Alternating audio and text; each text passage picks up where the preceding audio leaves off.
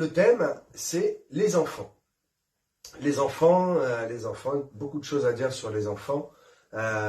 Beaucoup de chrétiens ont des enfants, sont un peu perdus, surtout dans cette génération nouvelle.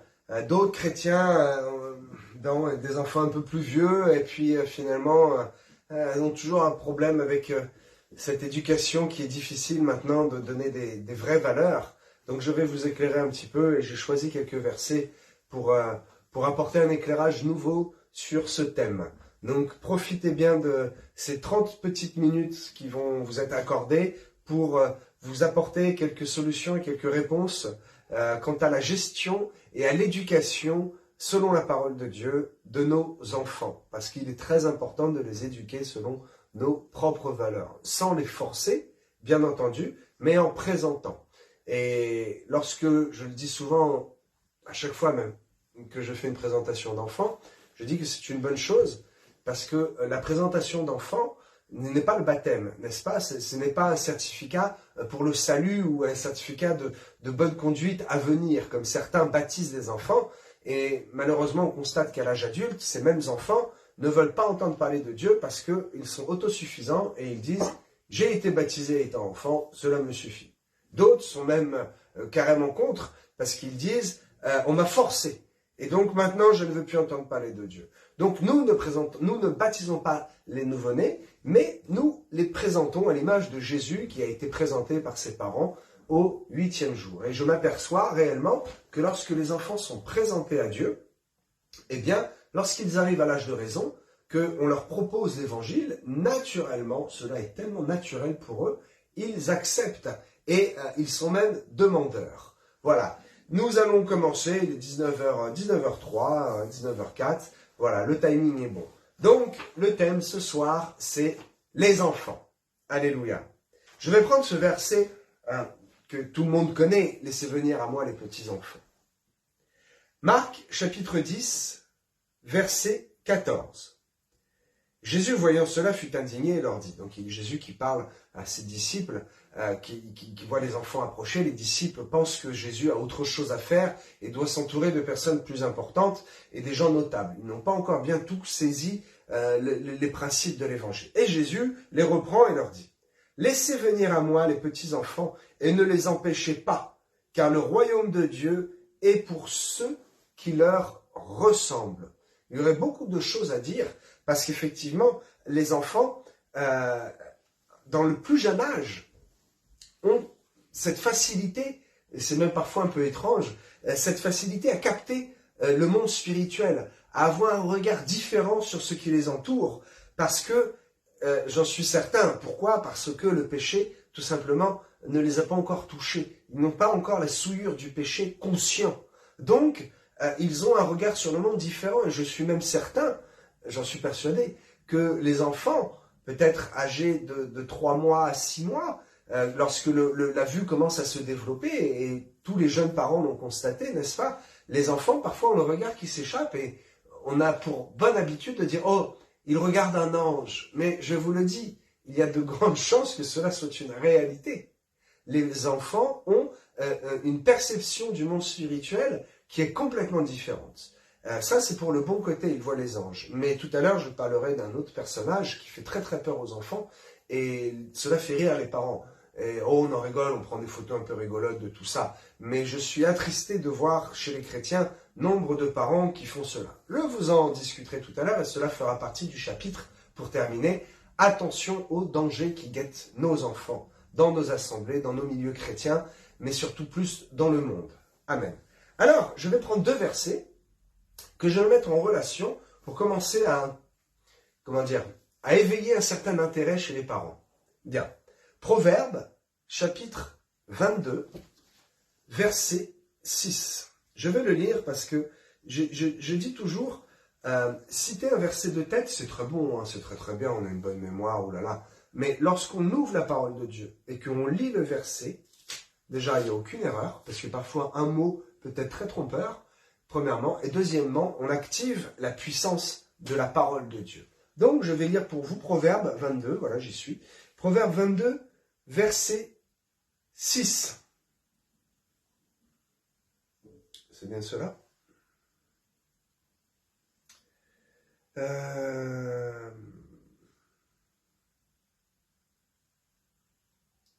Ok, alors, c'est une erreur. C'est une erreur dans ma traduction. Alors, attendez juste un instant.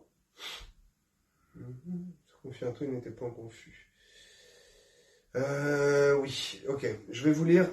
Ok, je vais vous lire une version qui est beaucoup plus pertinente. Instruis l'enfant selon la voie qu'il doit suivre, et quand il sera vieux, il ne s'en détournera pas. La référence n'est pas bonne, autant pour moi. La référence n'est pas bonne. Je vous redonnerai la bonne référence sur la publication juste à la fin du message.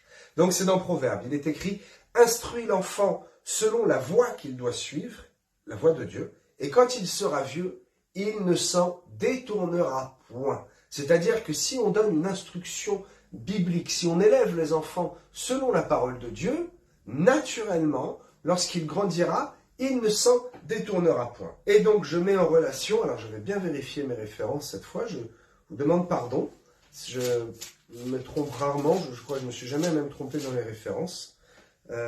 Alors, chapitre 20, verset 12, voilà, celui-là c'est la bonne référence. Un verset bien connu. « Honore ton père et ta mère, afin que tes jours se prolongent dans le pays que l'Éternel, ton Dieu, te donne. » Cela fait partie, mes amis, des commandements, des 10 commandements. Il est dit souvent, on prêche souvent en disant, c'est le premier commandement avec une promesse. C'est-à-dire que si tu honores ton père et ta mère, alors les jours de ta vie se prolongeront dans le pays que l'Éternel t'a donné, ou te donnera, que tu possèdes selon Dieu, que Dieu a eu pour toi. Ok, je vais juste me concentrer sur « afin que tes jours se prolongent ». Donc, si l'enfant est élevé correctement, selon la parole de Dieu, selon les principes bibliques, alors il y a 2 bonnes répercussions pour les parents et pour l'enfant. De 1, il ne se détournera pas. Proverbe, instruis l'enfant selon la voie qu'il doit suivre, et quand il sera vieux, il ne s'en détournera pas. 1, l'enfant, au travers de son éducation, acquiert déjà un salut qui est certain. Le salut par la grâce, parce que lui-même va rechercher à connaître Jésus. Et Jésus, dans sa grande grâce, va accorder automatiquement le salut éternel à cette jeune personne qui le cherche. Premièrement, il ne s'en détournera pas. Deuxièmement, il honorera ses parents. Parce qu'effectivement, honore ton père et ta mère. Si l'enfant ne se détourne pas, il obéira au commandement et il honorera son père et sa mère. Donc vous vous assurez des vieux jours heureux et en sécurité. Mais en plus de ça, les jours de sa vie seront prolongés. N'est-ce pas merveilleux pour un parent, une mère, un père, de dire « Mon enfant assurément aura une longue vie, aura de longs jours devant lui et des jours heureux. » Pourquoi ? Parce qu'il sera dans le pays, dans l'endroit que l'Éternel lui a donné. Voici 2 versets que j'ai mis en relation et qui sont très importants pour comprendre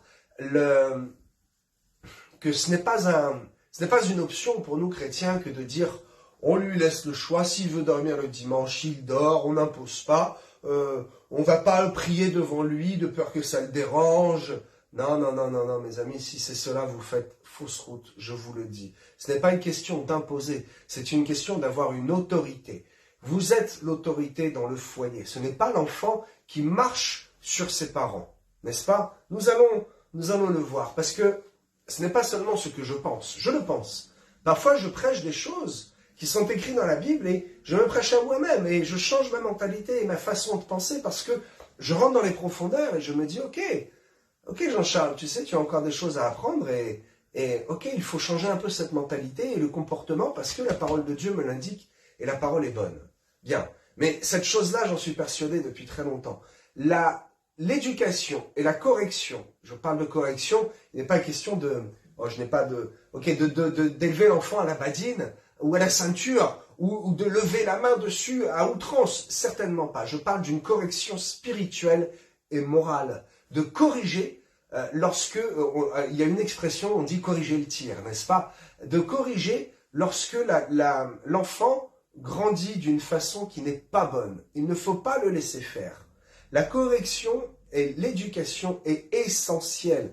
Vous savez, ce n'est pas pour rien que ce monde moderne, depuis 5 ans, réellement, allez, peut-être depuis 10 ans, même pas. Pourquoi le monde moderne, le monde et la société d'aujourd'hui ne veut plus entendre parler d'éducation?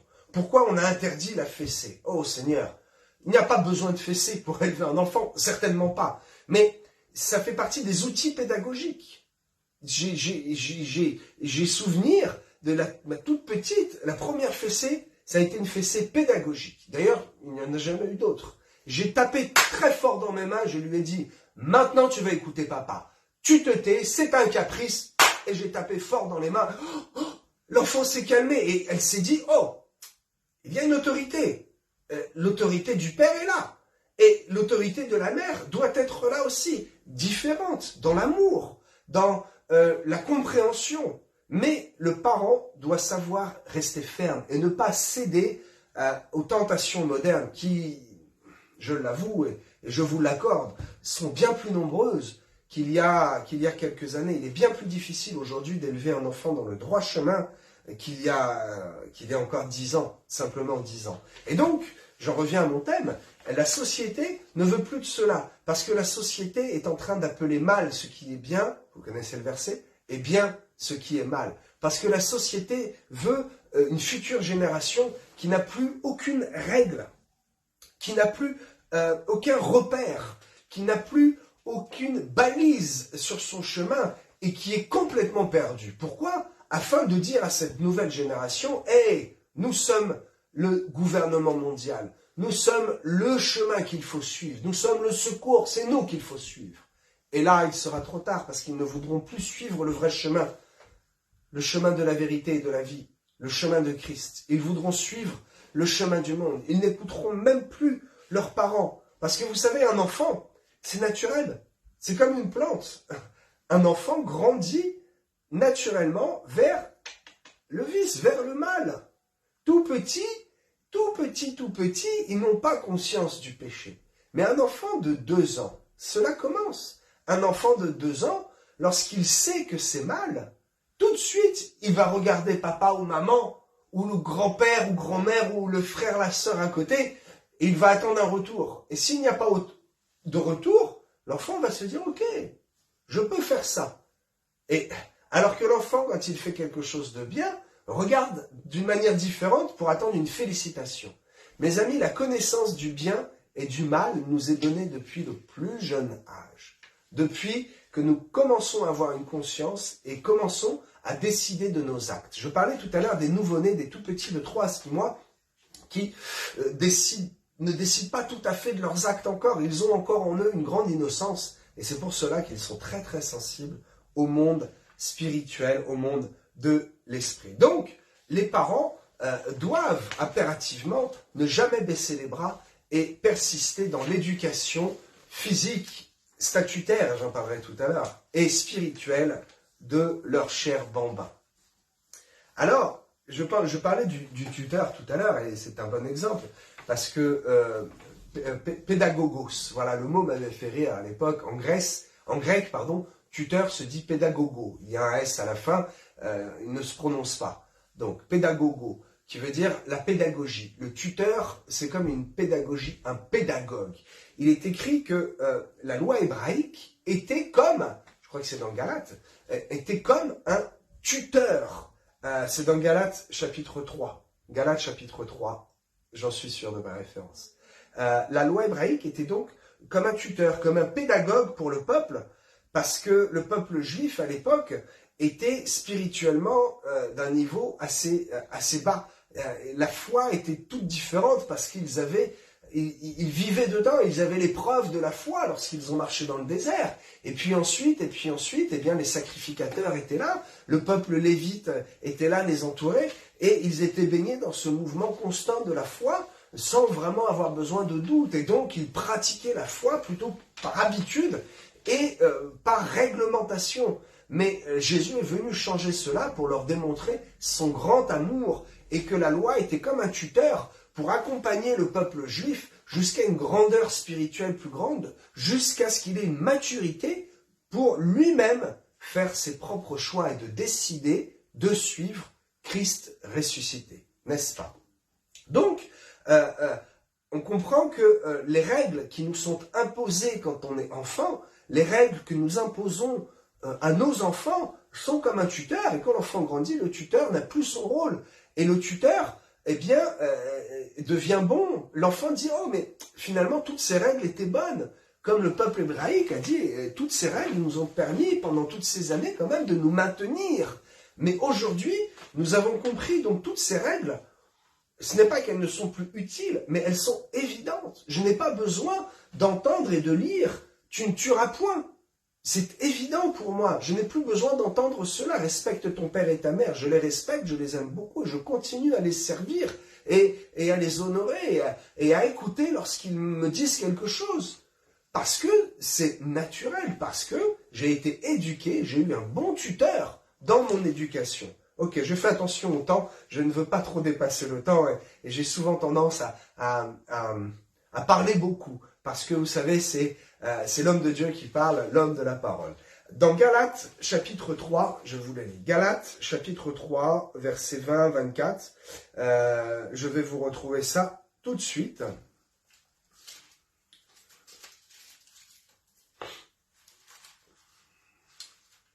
Galates 3, verset 24. Ainsi la loi a été connue comme révélée. Ainsi la loi a été comme un pédagogue pour nous conduire à Christ afin que nous fussions justifiés par la foi. La loi était comme un pédagogue, comme un tuteur. Pédagogue, pédagogo, tuteur en grec ancien. Bien, vous l'avez compris. Il est très important de les éduquer et d'être comme un tuteur pour eux, parce que l'enfant doit, c'est ce qu'il fait au principe, il apporte de la joie, un peu de turbulence, un peu de vie dans un foyer, mais l'enfant est réellement une source de joie, à condition, bien entendu, toujours à condition de bien élever l'enfant, de lui donner de vraies valeurs chrétiennes et des valeurs humaines, de bon sens, de lui montrer tous les mensonges et de lui dire attention et parfois de lui dire non, ça c'est non. Non, tu ne prends pas le téléphone de papa pendant 1h30 de culte. Tu vas être, tu as 4 ans, 3 ans, peut-être plus jeune, c'est difficile. Mais tu vas être sage, tu vas colorier, tu vas faire l'école du dimanche et peut-être que tu grandis un peu et que déjà à 5 ans, tu es mûr et tu peux écouter le message. J'ai des souvenirs étant très très jeune, accompagner mes parents au culte et j'étais sur ma chaise, tranquille, et j'écoutais. Et le message me pénétrait, mon âme et mon cœur à l'intérieur de moi. Et j'ai été touché. Et la première fois que je suis tombé sous l'esprit, je devais avoir peut-être 7 ou 8 ans. Pourquoi? Parce que, non pas parce que j'ai vu les autres faire, mais parce que cela m'intéressait.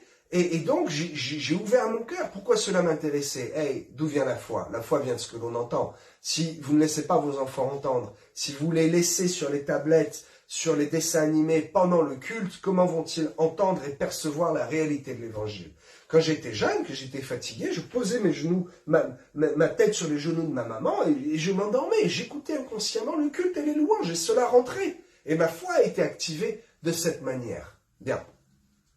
Les enfants doivent apporter beaucoup de joie dans le foyer parce que vous les éduquez d'une bonne manière. Si ce n'est pas le cas, si vous êtes trop faible dans l'éducation, mes amis, ce n'est pas à l'enfant que vous rendez service. Vous ne passez pas pour étant un bon parent, mais vous préparez un sentier de misère et de larmes. De grandes larmes vont couler pour les parents qui ne veulent pas serrer la vis, qui ne veulent pas prendre en main l'éducation de leurs enfants et qui disent « Oh, tout m'est permis, tout est ok, je ne vois pas le mal, laissons faire. » Et eh bien, laisse faire, et dans quelque temps, vous allez pleurer. Je vous le dis, c'est une réalité.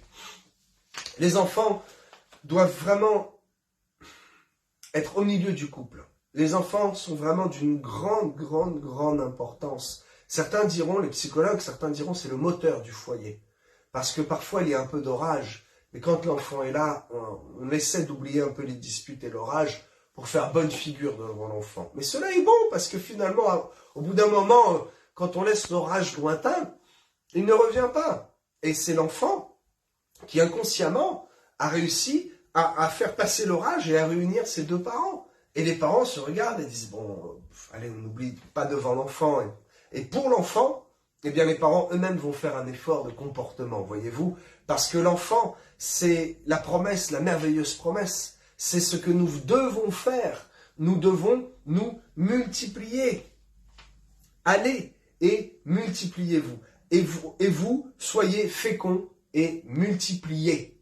C'est un ordre. Il dit à Adam et Ève, soyez féconds et multipliez. Multipliez-vous. C'est une grande bénédiction que d'avoir des enfants, parce que l'enfant, c'est le fruit physique, le fruit matériel, ce que l'on peut voir, sentir et toucher, le résultat de l'amour qui est sain entre un homme et une femme. C'est le fruit de l'amour d'un couple, c'est l'enfant. Donc l'enfant est une grande bénédiction, une grande joie, et il faut vraiment en prendre soin. Et lorsque vous n'éduquez pas l'enfant, vous n'en prenez pas soin. Lorsque vous gâtez trop l'enfant, vous n'en prenez pas soin. C'est un gros problème, je vous le dis, dans nos milieux chrétiens.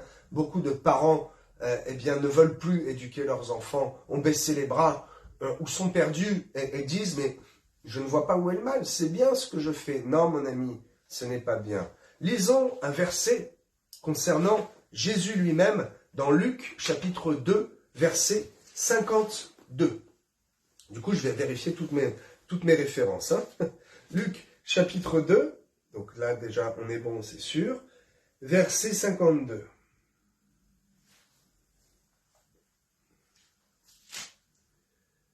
Il s'agit de Jésus qui grandit. Et Jésus croissait en sagesse, en stature et en grâce devant Dieu, d'abord bien sûr, et les hommes. Jésus croissait en sagesse, en stature et en grâce devant Dieu et les hommes. En sagesse. Bien, Jésus apprend de la vie. Il est sage dans sa réflexion et dans son analyse des choses, parce qu'effectivement, il est rempli du Saint-Esprit et il a une conscience différente. Bien, Jésus grandit en stature. J'ai lu le grec, ok, la stature, c'est-à-dire que, il mesure 1m20, puis 1m32, puis 1m45, ok. Il se développe correctement, ses muscles se développent, il grandit sainement, mais en grâce. Comment un enfant grandit en grâce? Qu'est-ce que cela veut dire? La grâce, charis, c'est-à-dire, charis, comme la charité, c'est la même racine, n'est-ce pas? Ce n'est pas le même mot, mais c'est la même racine. C'est partager sa joie. Charis, c'est la capacité de donner de produire une joie pour les autres. C'est-à-dire que l'enfant grandit correctement donc en sagesse, en stature et en joie. Il procure de la joie à ses parents. Il fournit de la joie à ses parents. Il est un sujet de joie. Il devient un sujet de grande joie. Comme nous, mes amis, lorsque nous venons à Christ, lorsque nous nous convertissons, nous sommes un sujet de grande joie pour le ciel. Lorsque nous passons par les eaux du baptême, nous sommes un sujet de grande joie pour tous les anges et pour Christ ressuscité. Parce que là, il dit, oh, c'est bon, celui-là a tout compris et il vient vers moi parce qu'il a compris que d'abord je suis venu vers lui. C'est une grande réjouissance. C'est une très très grande réjouissance que de voir ses enfants passer par les eaux du baptême, parce que cela est le résultat d'une bonne éducation. Cela est le résultat, c'est le fruit de l'éducation spirituelle. Voyez-vous, il y a le fruit de l'homme et la femme, c'est l'enfant physique. Mais le fruit de l'homme de l'esprit, c'est un enfant ou spirituel, les pasteurs ont des enfants spirituels, n'est-ce pas, ou des enfants physiques. Et là, la joie, c'est quand l'enfant spirituel grandit et devient un ministère, et quand l'enfant physique d'un homme et d'une femme passe par les eaux du baptême, et par la suite réussit également dans son statut, c'est-à-dire qu'il a une bonne situation, un bon travail, il forme un couple, il est un bon chrétien, il exhorte, il devient diacre ancien, ou peut-être même il est appelé au ministère. Cela est une grande réussite pour les parents de chrétiens, n'est-ce pas? Mais pour cela, il faut leur donner une bonne éducation, il faut leur donner un but et une direction, il faut leur donner un sens dans lequel aller. Parce que, vous savez, aujourd'hui, j'en reviens à cette société qui est complètement immorale, il n'y a plus de On ne dit plus aux enfants, qu'est-ce que tu veux faire plus tard? C'est devenu tabou. Oh, on ne va pas leur mettre la pression. Les psychologues, ces grands intellectuels de l'espace, n'est-ce pas, se sont rendus compte que si on met l'enfant dans une position d'échec, il se recroqueville. Et si on lui dit, qu'est-ce que tu veux faire plus tard? Oh, oh, je ne sais pas. Ah, comme il ne sait pas, il est en position d'échec. Mon ami, qu'est-ce que tu veux faire plus tard? Tu ne sais pas? Ben, ce n'est pas grave. On va t'aider, on va trouver. Tu sais, tu es doué des mains, tu es doué de l'intellect. Est-ce que tu aimes le métier de papa? Est-ce que tu veux faire ce que maman fait comme métier? Est-ce que d'autres te plaisent? Oh, on va t'aider, on va te trouver un but. Aujourd'hui, on ne fait plus cela. La société est pleine de pièges pour les enfants et cela en fait partie. Ils ne veulent plus que les enfants prennent une direction. C'est un exemple de piège. Et je parlerai aussi d'autre chose. Oh, je vais le dire, je lâche une bombe, un grand tabou. N'en déplaise à certains parents, très pieux, très chrétiens, et depuis des années, que les jeunes chrétiens fassent cela, et encore. Mais que des vieux chrétiens, en âge et en expérience. Et cela, je l'ai vu de nombreuses fois. Cette histoire du Père Noël. Je suis désolé, mais rien que le nom, le Père Noël, je suis désolé, c'est Jésus le Père de Noël. C'est son anniversaire que nous fêtons. Où un homme vient perturber tout cela. Et vous mettez cela dans l'esprit de votre enfant. Cela est très choquant. Vous savez, en étudiant cela, j'ai déjà fait une longue étude et je ne vais pas insister là-dessus. J'ai pensé un verset et j'ai cherché, j'ai trouvé la référence et j'ai dit Seigneur, mais c'est incroyable, est-ce que je peux mettre une référence avec ça? Oui, je peux le mettre en référence. Deutéronome, chapitre 6, verset 14. Il s'agit des Astartés et des faux dieux. Vous n'irez point après d'autres dieux, d'entre les dieux des peuples qui sont autour de vous, car l'Éternel ton Dieu est un Dieu jaloux au milieu de toi. Vous n'irez point après d'autres dieux, d'entre les dieux des peuples qui sont autour de vous. C'est le monde qui a donné ce faux Dieu. Et en lisant ce verset, je vous le dis, bien, je ne veux pas vous faire peur. Je ne veux vraiment pas vous faire peur. Mais je pensais à Moloch et à ce verset de Lévitique, 18, verset 21. Tu ne livreras aucun de tes enfants pour le faire passer à Moloch, et tu ne profaneras point le nom de ton Dieu, je suis l'Éternel. Moloch mangeait et brûlait les enfants. Quel est le Moloch moderne aujourd'hui qui fait peur aux enfants? Oui. Je suis attristé de voir ce nombre de parents qui forcent leurs enfants. Ah, va voir le Père Noël, va prendre une photo, le gamin il est là, il hurle, il est terrorisé. Mais pourquoi est-ce qu'il est terrorisé? Avez-vous bien suivi ce que je vous ai dit tout au début? Parce que l'enfant, même jusqu'à 2 ans, 3 ans, voit les choses spirituelles d'une manière différente. Et lorsqu'il voit ce monsieur qui finalement, il n'y a rien de mal. Hein. C'est un homme qui a une grande barbe, il est même beau, hein, des belles lunettes, ils prennent soin, les Pères Noël, c'est un business. Pourquoi l'enfant a peur? Pourquoi? Moi je vous le dis, parce qu'il voit l'esprit de Moloch dans le Père Noël. Parce qu'il voit un esprit de voleur spirituel et un esprit de mort. Il voit l'esprit de Noël et non pas l'esprit de Christ. Vois-tu le gros problème avec cela? Ça, c'est une grande arnaque. Et c'est un grand piège. C'est un culte païen que l'on rend au moment de Noël. Au lieu de rendre un culte à Dieu, on rend un culte à des personnages, au roi mage, au Père Noël.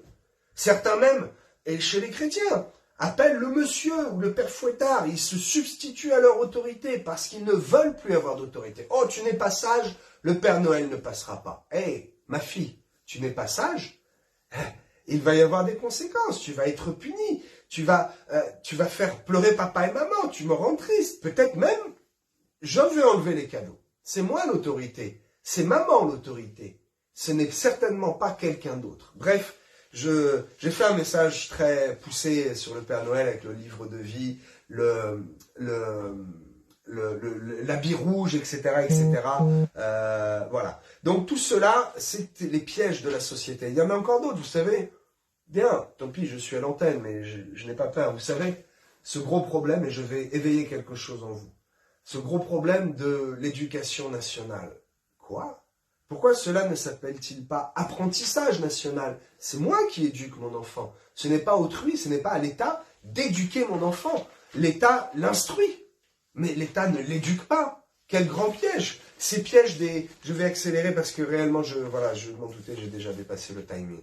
Ce piège des réseaux sociaux, dès le plus jeune âge, les tablettes, les téléphones portables, les enfants qui, à 2 ans, lorsqu'on prend le téléphone, se mettent à faire « Ah, des crises et des crises. Mais qu'est-ce que c'est que ça? C'est une drogue que vous donnez à vos enfants, une drogue numérique. Je vous le dis, le pièce des mensonges à la télé, des dessins animés bizarres. Tous les dessins animés modernes, il est question de diable, de démons, de spirituel, de mauvais esprits. Tous ces trucs le Grinch, ah Noël, oh le Grinch, il est gentil, je suis désolé, le Grinch c'est l'esprit de dévoreur de Noël, c'est celui qui vient dévorer Noël, mais ouvrez vos yeux spirituels, s'il vous plaît chrétiens, ouvrez vos yeux spirituels, je vais prier là-dessus dès l'année prochaine, pour que nous ayons un minimum de discernement, que nous recevions le don de discernement des esprits, afin de ne plus passer à côté de toutes ces choses et de rentrer dans les pièges du monde, toutes ces publicités mondaines, mensongères, tout ce que l'on entend entre 20h et 20h30 sur les chaînes publiques, vous voyez de quoi je veux vous dire, tout ce que l'on entend, aujourd'hui un enfant peut choisir son sexe. Un enfant peut dire, je suis fille ou je suis garçon, je décide. Mais non, c'est un non-sens, je suis contre tout cela. Ces pseudo-valeurs qui en fait n'en sont pas, vont perdre nos enfants. Donc mes amis, nous qui sommes chrétiens, nous avons plus qu'un devoir, nous avons une obligation d'éduquer nos enfants parce que nous les aimons et parce que c'est nous assurer un bon avenir. N'est-ce pas? Vous avez noté les versets que je vous ai donnés tout à l'heure. Nous assurons un avenir de paix en éduquant nos enfants dans les voies du Seigneur, selon la parole de Dieu, de ne pas les laisser grandir comme ils souhaitent. Priez avec eux, lisez-leur la Bible, faites des cultes à la maison, que tous les chrétiens devraient être capables de faire un petit culte, d'exhorter ses enfants. Toute femme, il y a des femmes chrétiennes qui sont seules, devraient prendre les deux rôles, l'autorité du papa, la douceur de la maman et le rôle spirituel, afin que l'enfant grandisse, n'est-ce pas, en sagesse, en stature et en grâce. Alléluia. Ok, je fais beaucoup encore, il y a encore beaucoup de choses à dire. Ok, je m'arrête là. Quoi qu'il arrive, soyez dans la paix. Manifestez la paix dans votre foyer parce que vous êtes le modèle pour ces enfants. Et si vous manifestez la paix et un comportement différent de ce que propose le monde, naturellement les enfants vont se tourner vers vous et vont se poser des questions.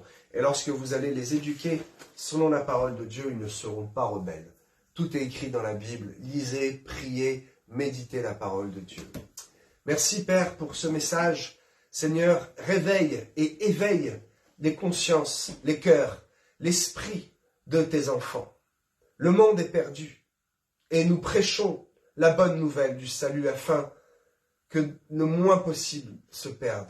Mais ce soir, ce message est particulièrement pour tes enfants. Tous ceux qui sont sauvés par la grâce. Père, je désire que nous ayons des récompenses célestes encore plus grandes et que de ces récompenses célestes découlent des récompenses physiques sur terre avant même l'enlèvement. Que nous connaissions le bonheur et la grâce comme les prémices de ce que nous allons vivre à côté de toi dans cette Jérusalem céleste. Père, je prie pour que tous les parents puissent maintenant prendre la conscience de leurs actes, la conscience que nous devons éduquer nos enfants avec non pas les valeurs du monde, non pas ce que la nation nous dit de faire, mais ce que la parole de Dieu nous dit de faire.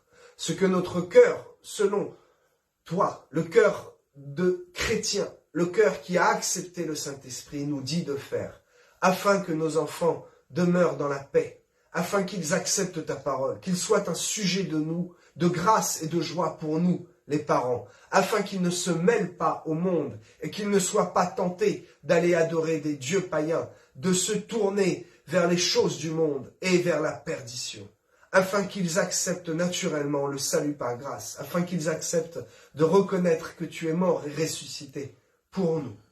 Merci Père pour cette prière, merci parce que tu vas parler au travers de ce message aux parents et aux grands-parents. Tu vas inspirer ceux peut-être qui n'ont plus d'enfants à la maison, mais tu vas les inspirer pour redonner ce message aux parents qui ont baissé les bras. Merci Seigneur pour l'espérance et la grâce. Merci Père. Amen. Alléluia. Amen.